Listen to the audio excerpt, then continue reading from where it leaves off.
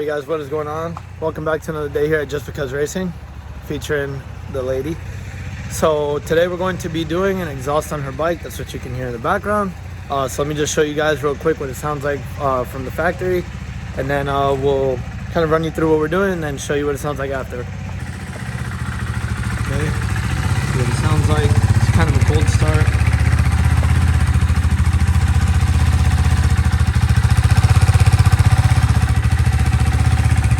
For those of you guys wondering, this is a 390 Duke. Yeah, so we're gonna go ahead and get this started, and then I'll run you guys through kind of what we're doing along the way. Alrighty guys, so we currently just took off the slip-on. It's super easy. Right here, this is like a 13 and a 12 nut and bolt setup. Just loosen that. There's a V-band style clamp down here, and that is a 12. Go ahead and loosen that up, and of course, we're gonna get it started up so you guys can hear what that sounds like. Let's do that now. Alrighty guys, let's get it started up.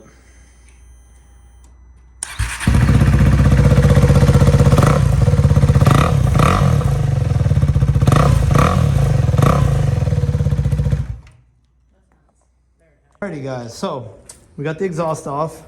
One thing you want to always, or you want to verify when you're dealing with this, again, this is a 2022, so I think this would be applicable from 17 to 22 from what I was looking up. But you have the giant canister here, and it's on these two bolts up here, and I did not realize that it was also, where is it, on a bolt in here, on like a little joint, pivot joint there. So we did end up beating up the canister a bit until I realized that there was another bolt. We got that out, no big deal. Had to then pry it down.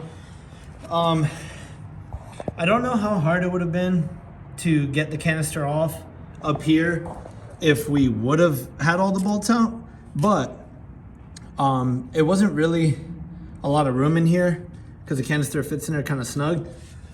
So what we ended up doing was we disconnected it from the block there, or the cylinder or whatever. Kind of dropped the whole thing down just a bit, then tilted it to where that top of that canister was no longer in that little slot behind the frame rail, and then we slid the canister out, and the front pipe just pretty much just kind of fell out right after that. We're not going to start it open block. We're not going to do that. If it was my bike, maybe, but we're not going to do that just for the sake of it's a pretty new bike, so we don't want to mess with that too much. I was going to show kind of the stock piping. So this right here weighs about 5-6 pounds, something like that. Nothing too crazy going on there, but in here it's just awful. All the silencing. So this thing is definitely gonna rev a lot easier now, I think, and also sound a lot better, and definitely feel a little bit peppier, so that'll be nice. We'll set that there. I'll bring out the other pipe in a second to kind of compare it to this one. But this is that silencer I was talking about. This probably weighs about 10 pounds. This is a little bit heavier, but there's that. It's pretty ugly, kind of bulky and blocky, but yeah, just pretty normal silencer. Nothing too crazy, nothing out of the ordinary there. Give me 1 second. I'm gonna bring out the other pipe so you guys could see the comparison.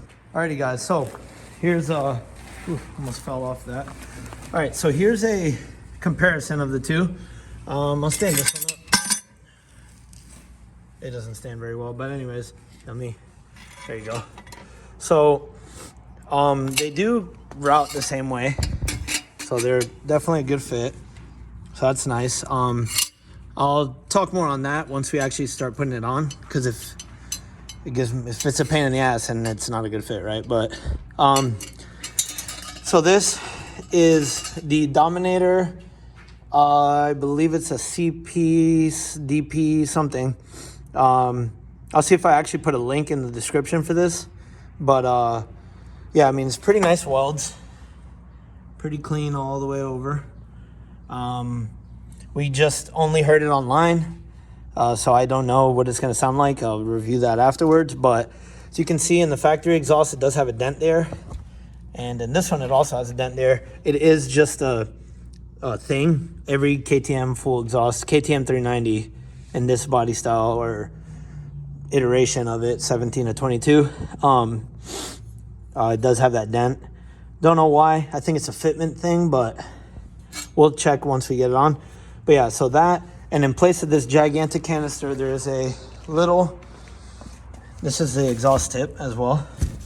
There's a little sheet of, or not sheet, like I think it might even just be this pipe that just goes there, turns straight out, and then across the exhaust. There, I thought that there was another smaller piece, which there probably is. But anyways, won't bore you with that. I'll show you guys that once it's on. But yeah, so this is what is going on the bike. Alrighty guys, real quick. This is just gonna be a startup with just the header pipe on. We will do it with the full exhaust on, but dude, this is insane. This thing is so loud. Watch.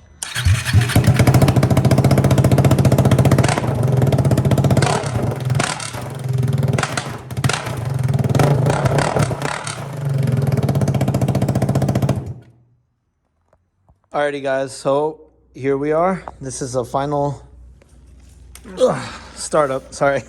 Ready? Final startup, let's hear it.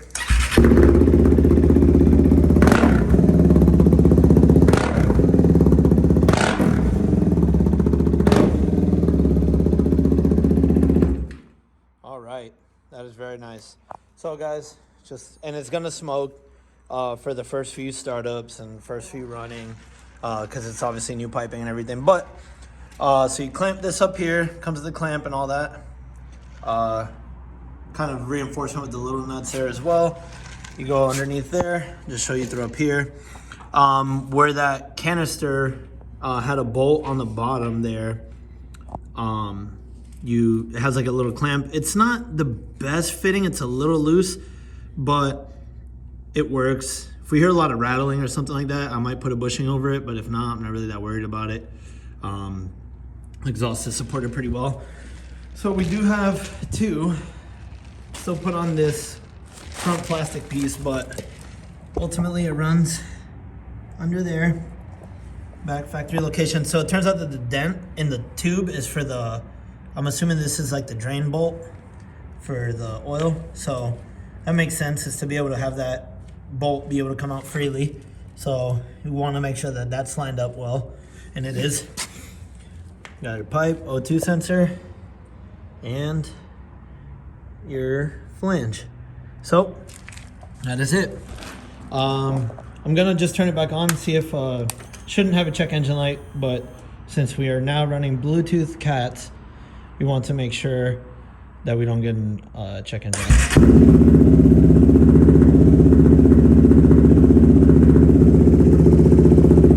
So guys, we're gonna let it warm up and we'll check back in with you guys to kind of see what's going on and everything like that.